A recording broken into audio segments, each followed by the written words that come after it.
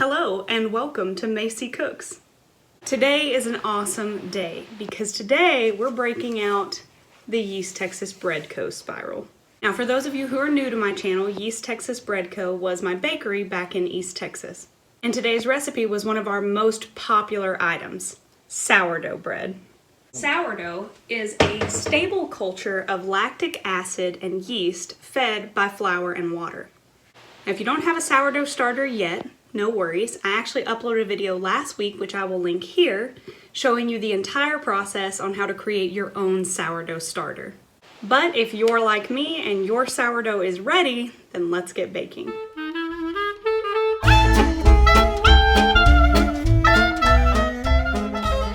Now before we get started, let's take a look at what we're going to need.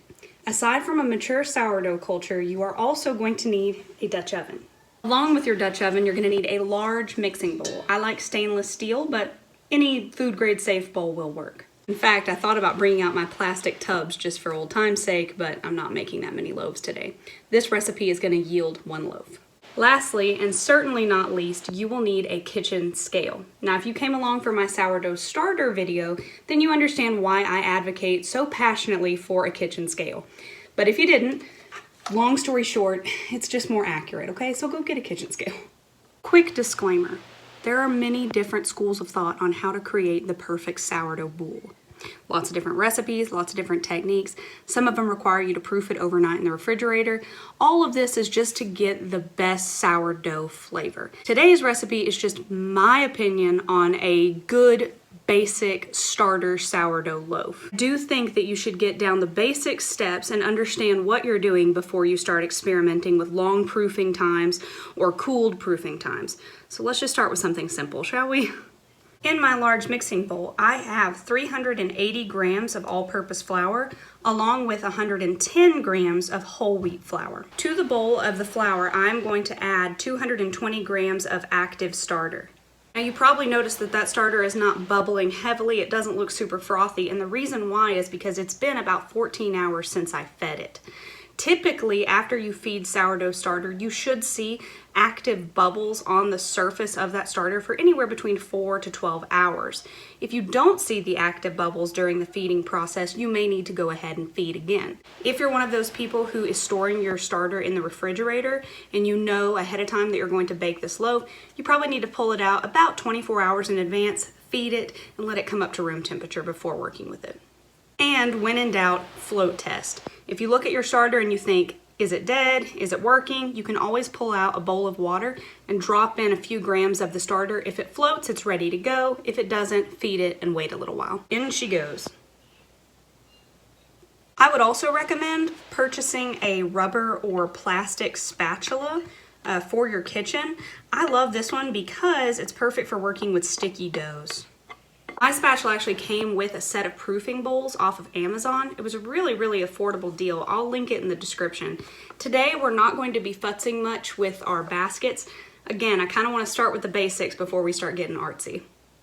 To our bowl of flour and starter, we are going to add 375 grams of water.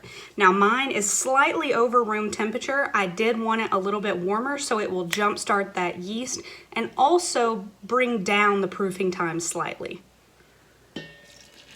Again, a lot of experienced sourdough bakers would probably cringe at the fact that that water was slightly above room temperature, because by bringing down the proofing time, there is the opinion that the bread will not be as flavorful, but I can assure you it is sour, it is delicious, and it is perfect. To this bowl, we are now going to add 15 grams of kosher salt. Now, I like to work with my hands when I'm making sourdough. There's something just, I don't know, it just connects you with the bread. Oh my God, that sounded like BS. I couldn't even take myself seriously saying that, okay? Let me just, you know what, let's just be honest, it's fun. It feels fun, okay? It's kind of like playing with Play-Doh. It's a good time. It's messy, and when in your adult life do you get to be messy, okay? So just embrace it. Embrace the mess, use your hands. Get in there and mix it all up. Embrace the mess. Embrace the sticky, okay? Most important part about this step is to make sure that all of that dry flour is getting hydrated, because once we have it sufficiently mixed, we're going to set it aside and let it do its autolyse or autolyse, I've heard it both ways, for approximately 25 minutes before we futz with it. You'll know that you have gotten the right texture when it is sticky, however, is starting to clump together into a blob that you can pick up and fold over. Remove the excess from your hand using your trusty scraper.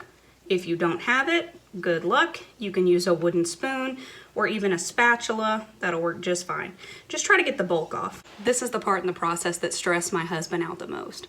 He is not big about like weird textures on his hands, and well, that really stressed him. Now that we've got it mixed, we're going to let it sit for 25 minutes so that it can do its autolyse, which essentially is just a digestion. It's of its own enzymes, and therefore it's breaking down the cells and jump-starting that yeast production, which creates the carbon dioxide, which ultimately is going to be what leavens the bread. Okay, so it's been 25 minutes. At this stage, we are going to begin the kneading process, which more accurately is described as the folding process. This folding process is going to take approximately 4 hours, because every 30 minutes we are going to turn the bread, therefore creating folds in the bread, introducing that yeast to the flour. Basically what you're doing is making sure that all of the bread gets introduced to all of that sourdough starter, and therefore it's able to eat and then produce carbon dioxide. And then you turn it, you feed it again. It's eating and creating carbon dioxide. And then you're turning it and it's eating again. Why did I choose to do this? So let's get our hands wet, shall we? As you can see, this mixture is sticky, so you want your hands to be wet, and I like to dampen mine with slightly warm water. I'll be right back. With your damp hands, try picking up the dough and folding it. Now, as you can see, because it is still such a loose dough, it's not picking up in one mass. It's kind of pulling it, which is fine. That's what you want. As we go along in this 30-minute process, each fold, you will find it's more stretching and less tearing, which is always a good thing. See, even on this first turn, by doing it a few times, it is starting to stick together better, and we are creating gluten. Now, I'm going to cover her up, and in 30 minutes, I'm going to do that exact same thing. Lifting up, folding under, rotating, lifting up, folding under, and rotating. You're doing it in fourths, so that basically it's like wrapping a package, but tucking it underneath. See you back here in 30 minutes.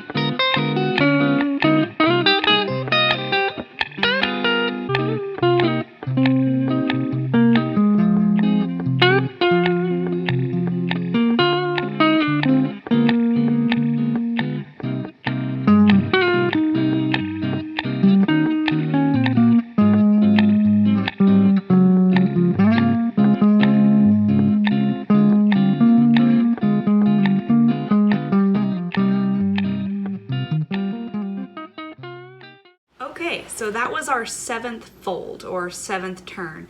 What we're going to do now is cover it up and let it do its bulk fermentation for approximately 3 to 4 hours. As you can see, there are tiny little bubbles forming already on the outside of the dough, and that's because the yeast is working.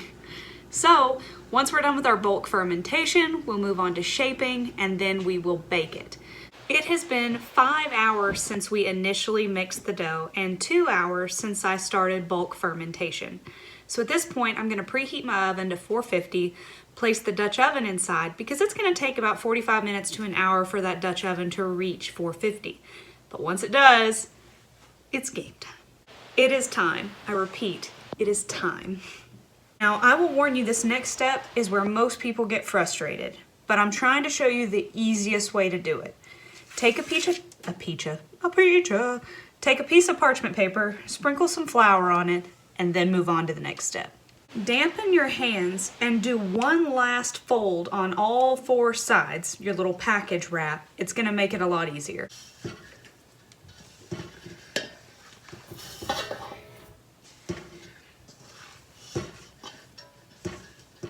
You're going to gingerly pick it up and place it onto the flour.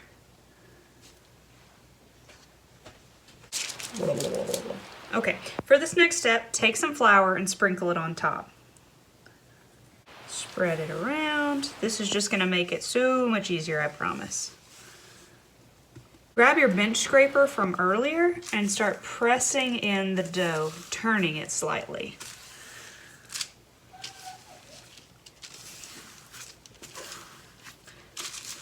All right, once you have her in a nice round little taut ball, we're going to take a knife and cut it right across the top in an X. Take the lid off of the Dutch oven that you have just removed from the oven. She 450, so be careful. Pick up the dough carefully and ease it down inside.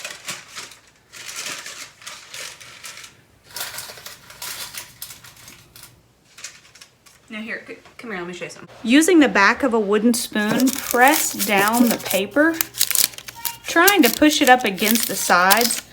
If you don't do that, whenever it bakes, it'll be all like wompy on the sides because it will actually bake, how to explain this?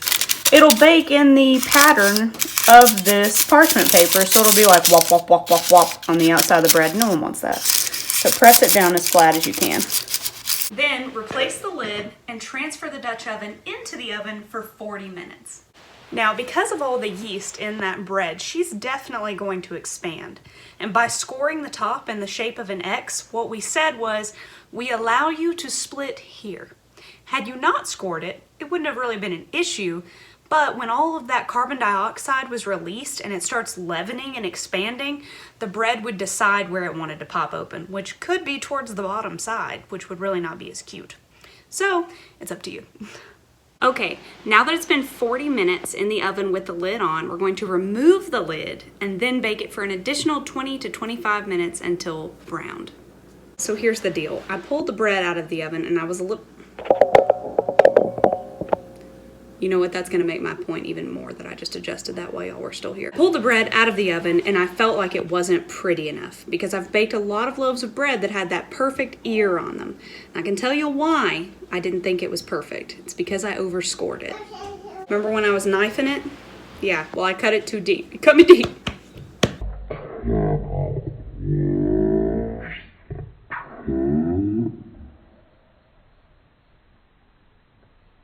Cut it too deep. Because I did that, it didn't poof up as much as it did out, which I don't like. I call those lumplins. I don't enjoy them. And I was thinking about shooting a whole nother loaf of bread. I wasn't gonna hide it from you. I was gonna tell you the truth that I shot another loaf of bread because I'm a perfectionist. But then I cut her open and I saw how beautiful she was on the inside. It got me thinking, who cares if it didn't spring as much as I thought it would? Who cares if it wasn't quite as beautiful as the ones that I have on Instagram? This is 2021 and I think we need transparency, damn it. I'm not gonna lie to you. She didn't spring as much as I wanted her to. This is the only ear I got. And typically there's more, but you know what? Look at her. Guys, she's gorgeous. She's gorgeous. hydration. Look at that.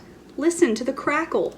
This is a good loaf of bread. And you know what? As much as I want every single thing on my channel to be gorgeous and perfect, that's not why you call on me. Hello, hello, Macy answering. That's not what you're calling me for. You're calling on me for good recipes, honest recipes. So without further ado, I apologize to the bread for thinking it wasn't gonna be good just because it was kind of ugly. Let's cut into it and let's taste it. It's amazing.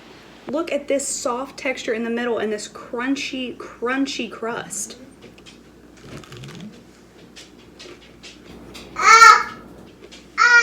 You want some? Yeah. I'm so glad I didn't reshoot it. It's perfect, it's delicious, it's meaty, it's flavorful. It's sourdough, guys, and it's perfect. Let me show you my favorite way to eat it. Is like this, with parsley caper butter. It's just incredible. So incredible, I have to share. Here you go. The thing that makes sourdough so delicious is how unique it is. Every single loaf is a little bit different. Every single loaf has a slightly different flavor. Every single loaf has a slightly different texture. Sourdough is perfect toasted in some butter with a fried egg on it for breakfast. Perfect at lunch, dipped in a soup or with a salad. It's perfect with a steak and potatoes at dinner or as a side dish with parsley caper butter. Forever simple, forever delicious, forever honest. Get baking, y'all.